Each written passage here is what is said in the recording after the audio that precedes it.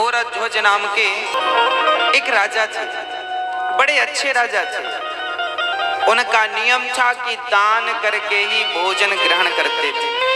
पर याद रखना मेरी माँ, हम हिंदुओं का धर्म यह है कि हम जब रोटी बनाएं तो पहली रोटी नियम से गौ माता की निकालें। हम हिंदुओं का कर्तव्य है कि हम आखिरी रोटी कुत्ते को निकालें। हमारा कर्तव्य है कि हम अपने घर से एक थाली भोजन दीन दुखी और गरीबों को खिलाएं। पहले जब हम भोजन करते थे हमारे भारत में, तो हमारे बाप दादा बाहर निकल कर देखा करते थे कि हमारे द्वार पर कोई बैठा तो नहीं है। अच्छा, पहले के घर ऐसे बनते थे कि घर के बाहर बैठने की एक पट्टी होती थी। पुराने घर ऐसे ही बनते थे कि कोई भी आके बाहर बैठ जाता था, और हम लोग भी बाहर कभी कभी घर वाले भी बैठते थे, बातें होती थी, चर्चाएं, सत्संग। तो पहले हर घर में ऐसा व्यवस्था थी कि बाहर बैठने की एक पट्टी हुआ करती थी, पक्की। जब आप भोजन करने बैठे तो बाहर निकलकर जरूर देखें कि आपके बाहर कोई है तो नहीं भूखा। ऐसा तो नहीं कि आप अंदर भोजन कर रहे हैं और बाहर कोई आपके घर पे ही भूखा बैठा है। आपके द्वार पर कोई भूखा बैठा है, उसके पेट भरने की जिम्मेदारी आपकी है। ये हमारे भारत का धर्म है, हमारा धर्म है, हमारे वेद यही सिखाते हैं। इसलिए अपनी एक थाली आप कभी जाया करो गरीबों के बीच में। इसलिए यहाँ अन्न क्षेत्र बंटता है कि एक थाली आप किसी को बाहर आपके कोई मिले ना मिले, एक एक थाली करते करते आपके 365 दिन में आपकी 365 थालियां हो गई। इसलिए यहाँ एक बार अन्न क्षेत्र में आप एक बार अन्न क्षेत्र कराते हैं तो एक साथ 2000 साधु भोजन कर लेते हैं, एक साथ सब लोग खा लेते हैं। तो रोज रोज नहीं खिला पाओ, तो इसलिए अन्न क्षेत्र होता है कि आप सभी को अपने हाथ से प्रसाद बांटे, अन्न क्षेत्र दें। तो आपका नियम है, हमारा नियम हो कि हम रोज दें, ना तो फिर साल में एक बार दें। ऐसे अच्छे कार्यों से जुड़ जाएं। मोरध्वज का भी यही नियम था। रोज ब्राह्मणों को बुलाते, उनके चरण धोते, उनकी सेवा करते, उनकी वंदना करते, उनको भोजन कराते, और उनके कहने पर जो वो कहते वो दान करते। दान अपने मन से नहीं करते थे, ब्राह्मण से पूछते थे आपको क्या चाहिए, जो वो कह दें वो दान करते थे। वो कहें कि हमें गाय चाहिए तो गाय दान कर देते थे, वो कहें हमें सोना चाहिए सोना दान, वो कहें हमारे रहने को घर नहीं है तो जमीन दान कर देते थे। राजा थे, ब्राह्मणों से पूछ कर दान करते थे आपको उनके मन का। ऐसे सत्यनिष्ठ राजा मोरध्वज, इनका डंका बजने लगा पूरे दुनिया में। इनके जैसा राजा, इनके जैसा दानी, इनके जैसा धर्मनिष्ठ ना भूतो ना भविष्य। एक दिन जब भगवान श्री कृष्ण थे तब अर्जुन ने कहा, चूंकि धर्मराज युधिष्ठिर ने यज्ञ किया था, उस यज्ञ में सबको भोजन, लाखों लोगों को भोजन कराया था, और इतना दान दिया गया था कि ब्राह्मण लेकर जा ना सके, कुछ छोड़कर चले गए। एक दिन अर्जुन ने बड़े अहंकार से कहा कि कन्हैया, आज तक मेरे भैया जैसा यज्ञ और दान आज तक किसी ने किया है? तो भगवान है। जब अर्जुन ने कहा कि मेरे भाई युधिष्ठिर जैसा यज्ञ, इनके जैसा है कोई धर्मात्मा दानी, तब भगवान मुस्कुरा के बोले, अर्जुन तुम्हारे भाई का नाम तो दानियों में सबसे नीचे है। अब अर्जुन को बड़ा बुरा लगा, इतना दान करने के बाद भी लिस्ट में नीचे ना। तो अर्जुन ने कहा, फिर ऊपर किसका नाम है? भगवान ने कहा, आप अर्जुन तो मत सुनो, अपना काम करते रहो। नहीं प्रभु बताओ ऊपर नाम किसका है? तब भगवान ने कहा, सबसे ऊपर नाम है मेरे प्यारे भक्त मोरध्वज का। अर्जुन को बड़ा बुरा लगा।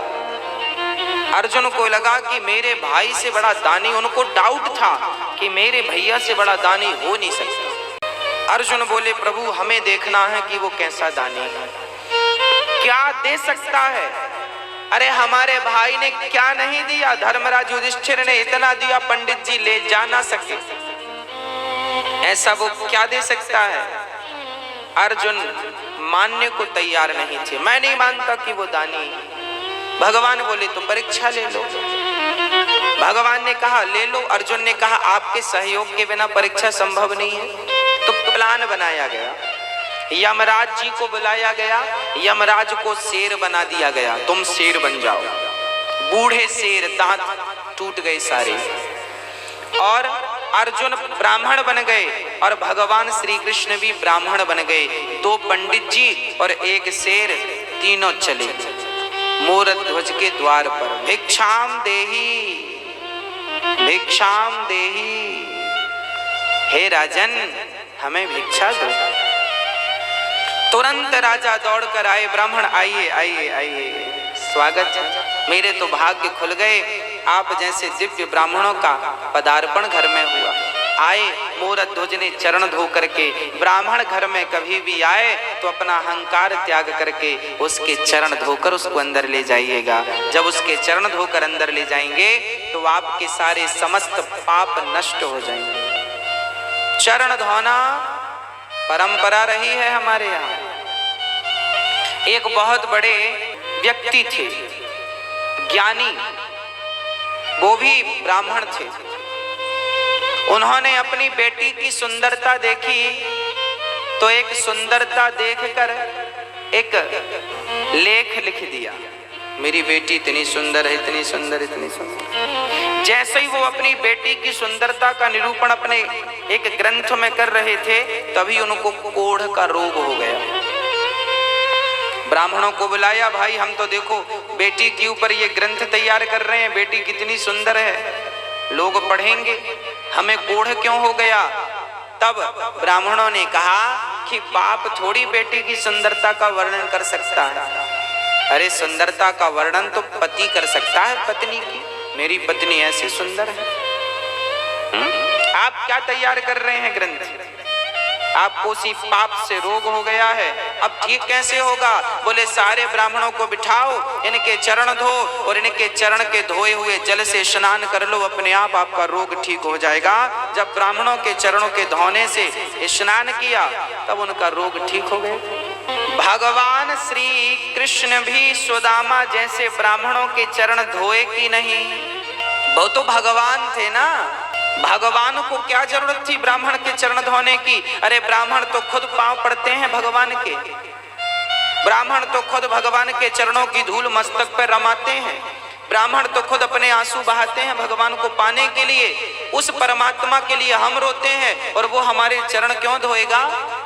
क्योंकि भगवान कहते हैं अतिथि देवो, यदि मैं ही इस मर्यादा का पालन नहीं करूंगा कौन करेगा? इसलिए भगवान ने ब्राह्मण सुदामा के चरण खुद धोए हैं और फिर उन्हें भोजन कराया है। आपके घर कभी ब्राह्मणों को बुलाना भोजन पर तो सबसे पहले उनके चरण धोना और चरण धोकर ही उन्हें भोजन पर बिठाना, भोजन कराना। आजकल तो 13ही बरसी में भी लोग पाँव नहीं धुलते। आप अपने माता पिता की 13ही करते हो ना, बरसी करते हो ना, तो आज के बच्चे तो इतने एडवांस हैं, वो पाँव धुले क्यों? क्योंकि वो तो बड़े साहब हैं, पाँव धुलने में शर्म आएगी, काहे धुलेंगे पाँव? अरे भैया, ब्राह्मणों के चरण को जब आप धुलते हैं तो ब्राह्मणों के चरणों को धुलने में जितना पानी खर्च होता है वही पानी तुम्हारे पूर्वजों को पानी प्राप्त होता है पीने के लिए। रास्ते में मैं मरूंगा तो मैं भी वही पानी पीऊंगा जो मैंने ब्राह्मणों के चरणों को धो करके बहाया है, वही पानी मुझे पीने को मिलेगा। आप भी मरेंगे तो आप भी प्यासे मर जाएंगे यदि कभी ब्राह्मणों के चरण नहीं धोए तो। जीवन में जलदान करना चाहिए, जो जलदान करते हैं वो पानी मिलता है आपको। और यदि जलदान नहीं कर पाए तो फिर चरण धो ब्राह्मणों के। इसलिए 13ही में चरण धोए जाते हैं। ब्राह्मण 13 ब्राह्मण के चरण धोकर बिठाया जाता ना प्रसादी के लिए। अब ये परंपराएं बंद हो गई हैं, लगभग सब मॉडल हो गए हैं, सब बड़े बन गए हैं, छोटा कोई बनना नहीं चाहता आजकल। आज एक बार कोई व्यक्ति बड़ा हो जाए उसके बाद छोटा नहीं बनना चाहता। वो कहता मैं तो खुद बड़ा हूं। बड़ा वो नहीं है जो अपने आप को बड़ा बनाए और समझे, बड़ा वो है जो अपने आप को बिल्कुल मसक समान रूप कपि धरी, अति लघु रूप पवन सुत लीन्हा। हनुमान जी लंका गए, बड़े बनकर नहीं गए, छोटे बनकर गए। इसलिए ब्राह्मणों के चरणों से प्रीति हो, माता पिता के चरणों से प्रीति हो, माता पिता के चरणों को धोया करो। चलो ब्राह्मणों के चरणों को नहीं धोते हो कोई बात नहीं, माँ के चरणों को धोगे तो उनका जो जल बचेगा वो भी तुम्हें मरने के बाद पानी के रूप में प्राप्त होगा, वही मिलेगा। और नहाने में तुमने जो 20 बाल्टी बहाए हैं ना, उसका रत्ती भर मिलने वाला नहीं है। गौ माता को जो पानी पिलाया है वो पानी भी आपको प्राप्त होगा। जरूरतमंदों को जल का दान दिया है, वो भी जल आपको प्राप्त, जो दिया है वो मिलेगा, सीधी बात। गाली दी है तो गाली मिलेगी, और राम राम दिया है तो राम राम मिलेगा। बस ये समझो कि कांटा चुभोया है तो तुम्हें भी कोई पीछे से चुभोएगा, और तुमने एक चुभोया वो 2 चुभोए, ब्याज भी मिलता है। और आपने किसी के रास्ते में पुष्प बिछाए हैं तो आपने गुलाब के बिछाए हैं तो फिर आपको कमल के पुष्प कोई बिछा के देगा, क्योंकि ब्याज अच्छे का अच्छा, बुरे का बुरा। अब भगवान श्री कृष्ण आए हैं और उनको मोर ध्वज ने बिठाया है, चरण धोए हैं, और चरण धो करके भोजन। ब्राह्मणों ने कहा राजन हम भोजन बाद में करेंगे, पहले हमारा शेर बाहर खड़ा है, उसे आप कुछ भोजन की व्यवस्था कीजिए। हाँ हाँ, मोर ध्वज बोले बताइए शेर क्या खाएगा? उसके लिए हमारे पास बढ़िया, जो कहें वो हलवा बनवाएं, जो कहें वो रोटियां बनवाएं, मालपुआ खवाएं। क्या खाता है आपका शेर? ब्राह्मण कहते हैं राजन हमारा शेर तो देखो सभी शेरों की तरह वो मांसाहार करता है, मांस खाता है। अच्छा, मोर ध्वज बोले कोई बात नहीं, हम मांस की व्यवस्था कर रहे हैं। अच्छा, कहाँ से मांस लाओगे? बकरे को मारोगे? ना ना ना। गाय को मारोगे? ना, राम राम राम राम। फिर मुर्गी को मारोगे? ना ना ना। फिर किसी प्रजा को मारोगे? ना ना, प्रजा तो भगवान है, उसे क्यों मारेंगे? मोर ध्वज से भगवान ने कहा फिर तुम कहां से मांस लाओगे? मोर ध्वज बोले हमारे पास भी तो मांस है, हम अपना काट के देंगे आपके सिर को, अपनी जांघ का मांस दे देंगे, हमारा पेट बड़ा है, पेट का मांस दे देंगे, आपके सिर का पेट भर जाएगा। देखो एक राजा, वो राजा क्या उसके राज्य में बकरा बकरी नहीं थे? कह देता बकरे को ले लो, बकरा देता हूं मैं। ना, जीव हत्या पाप है, अहिंसा ही परमो धर्म। हम किसी की हत्या नहीं करेंगे, अपना मांस काट के देंगे। शिवी ने भी अपना मांस काट के एक कबूतर के लिए दिया था। मोर ध्वज बोले अपना, ब्राह्मण बोले सुनो आपका मांस हमारा शेर खाएगा ही नहीं। क्यों? बोले आप बूढ़े हैं ना, आपका मांस कठोर हो गया है, पर हमारा शेर जो है उसके दांत गिर गए हैं, बुढ़ा हो गया है, कोमल कोमल मांस खाता है। फिर किसका मांस?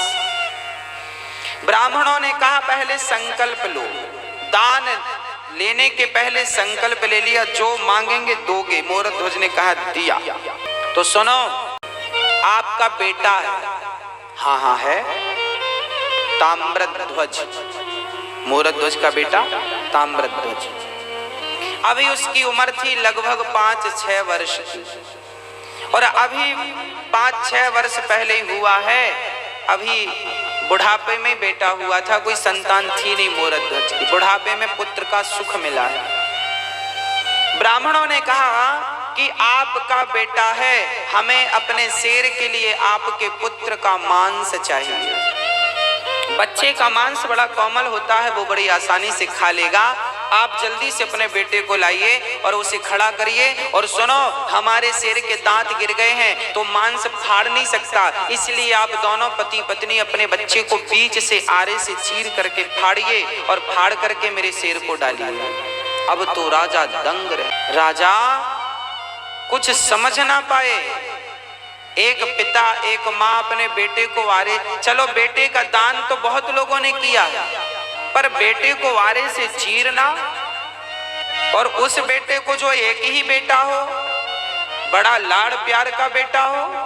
अब तो राजा का दिल जोर जोर से धड़कने लगा। समस्या ये नहीं थी कि बेटे को वारे से चीरना है, समस्या तो राजा के सामने यह थी कि बेटे को जबरदस्ती यदि फाड़ेंगे तो बाल हत्या का पाप लगेगा। किसी को जबरदस्ती मारेंगे तो पाप नहीं लगेगा। तभी देखो हमारे यहाँ धर्म कैसा है। वो नन्हा सा बालक जो मोर ताम्रध्वज था वो दौड़ कर आया और पिता से कहने लगा, पिताजी इतना क्या सोचते हैं? आप यही सोच रहे हैं ना कि मैं तैयार हूं अपना मांस देने को या नहीं? राजा बोले, हाँ बेटा, मैं यही सोच, मेरा धर्म संकट यह था कि मैं आपको जबरदस्ती पकड़कर काट दूं, पाप लगेगा। तब ताम्रध्वज ने कहा, वाह पिताजी, अरे पुत्र का जन्म ही इसलिए होता है कि वो पिता के धर्म की रक्षा करे। जिस पुत्र ने अपने पिता के धर्म की रक्षा नहीं की, उस पुत्र का पुत्र होना व्यर्थ है, क्योंकि आपने अपने पिता के धर्म की रक्षा नहीं की। उस बेटे ने कहा, पिताजी आज आपका धर्म ना चला जाए, इसलिए अपने धर्म को बचाइए। बेटा चला गया तो कल दूसरा बेटा आ जाएगा, पर धर्म चला गया तो दोबारा धर्म लौट कर नहीं आएगा। इसलिए धर्मो रक्षति रक्षित, धर्म की रक्षा करो। ताम्रध्वज खड़ा हुआ, राजा ने आरा लकड़ी चीरने का आरा पकड़ा, पर रानी मां उसे तैयार करना बड़ा कठिन है। जब राजा ने कहा कि हमने ब्राह्मणों को वचन दिया है कि अपने पुत्र का मांस शेर को खिलाएंगे, पत्नी से कहा, क्या तुम इस धर्म में मेरा सपोर्ट करोगी? अच्छा, वो भी कह देती कि मेरा बेटा है, आपकी बस थोड़ी है। वो कहती मेरा भी अधिकार है, मैं नहीं मरने दूंगी इसे। फिर भी राजा अपने वचन को पूरा नहीं कर सकते थे। पर देखिएगा तब का पति, तब की पत्नी और तब के पुत्र कैसे हुआ करते थे। पत्नी ने कहा, स्वामी जी आप अपने धर्म की रक्षा कीजिए, मेरे तो वैसे 100 बेटे आपके धर्म के लिए बलिदान हैं, कुर्बान हैं। आपके धर्म के लिए यदि मैं मेरे पुत्र का, मेरे ममत्व का बलिदान देना पड़े तो मैं अपने ममत्व का बलिदान दे दूंगी। खड़ा कर दिया बेटे को, बेटे की मर्जी से, और आरा रखा गया, आरा चीर करके। अब आरा सिर पे रखा और जैसे ही आरा चलाने लगे, उस नन्हे से बच्चे ने कहा, पिताजी एक पल के लिए रुक जाइए, माँ रुक जाइए।